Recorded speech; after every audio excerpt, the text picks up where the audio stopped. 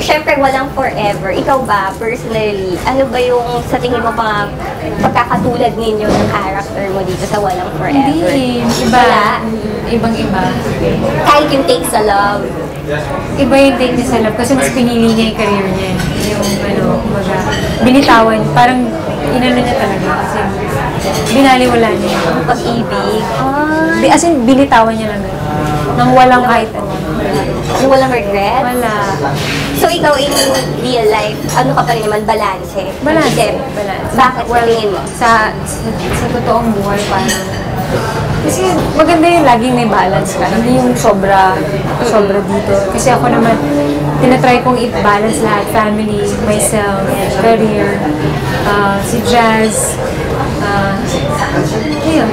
Alam mo, Jen, in fairness maraming mga idols na yun na mga kababaihan dahil nakikita talaga nila time for yourself, nakapag-fit ka, Iba at the kasi same kailangan time. mong alagaan yung sarili mo eh. Ang hirap kasi nung, syempre, yun yung puhunan namin. Yung face namin, yung katawan namin. So, importante na talagang alagaan mo siya. Maintain. Pero kay Jazz, talagang kahit busy ka, meron pa rin. Dinadala ko din yun sa mga work ko. Okay. Kumusta? Tapos, syempre, kahit ganun, dahil alam mo kahit sa GMA, kilala ka na as Lagari Queen, as Miss Regine Velasquez. I remember na banggit niya na, kayo nga pareho kayong nahuli dun sa GMA Station ID because you were so busy sa mga ano. Anong feeling mo na, yun nga, ganun, workaholic? Siguro, masarap din yung feeling na yun, yung ang sipag-sipag nung tingin sa'yo ng tao, yung gano'n. Pero, syempre, tao rin ako napapagod, di ba? Ganun din. Kailangan talaga balance. At ito nga, nakita namin din ang iyong, na-share mo naman sa Instagram mo, no? Ang iyong vacation sa Amsterdam. Kumusta yun? Saya. Ano yung mga favorite na spots? First time mo ba? Paglabas mo pa lang ng hotel mo, maganda na eh. So, parang pa lang, kahit buong araw ko umupo doon, maganda na eh. Okay. Kahit nasa terrace lang ako, okay na ako. So yung talagang pinagstayan mo doon? Okay. Yung mga canals. Canals. Ganda. At sa food, nag-enjoy ka Food, ba? sarap. Everyday ako cheese talaga.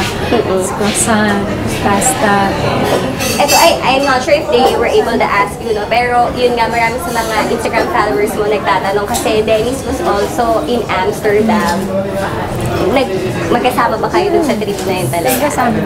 Pero hindi talaga kayo yung parang, kasi marami nag-request na pwede bang pictures? Hindi eh. Meron din kami kanya-kanyang syempre ginagawa doon. Okay. Pero together talaga ninyo na plan yung Oo, matagal na namin doon. plan. Wow! Ang cute ha! Kasi nga kahit na hindi kayo nag-share ng picture ninyo together, meron kayong stuffed toys. Ayos yung buhay ah. Ikaw Sorry, Jen. Sorry, guys. Kailangan. Ayun, meron kayong stuffed toys na nakita na together magpa-picture, diba? Oo. Tama ba? Ano pangalan? May pangalan ba yun? Pinangalanan nyo ba yun? Or anong stuffed toy yun? Wala, nabili lang namin sa mall. Okay. So sila na lang pinicture na ninyo dalawa? Yes. So ganun, ano ba yun? Talagang sinasadya nyo ba na parang low profile, yung relationship? Ano na bang real Ayaw namin pag-usapan na doon. Ano yung pinagaganyan? Parang sa tingin mo ba parang mas happy kapag Ayaw namin pag-usapan na doon. Sige. Choice mo naman yun. Correct. Siguro yun din yung parang it's your way of parang separate.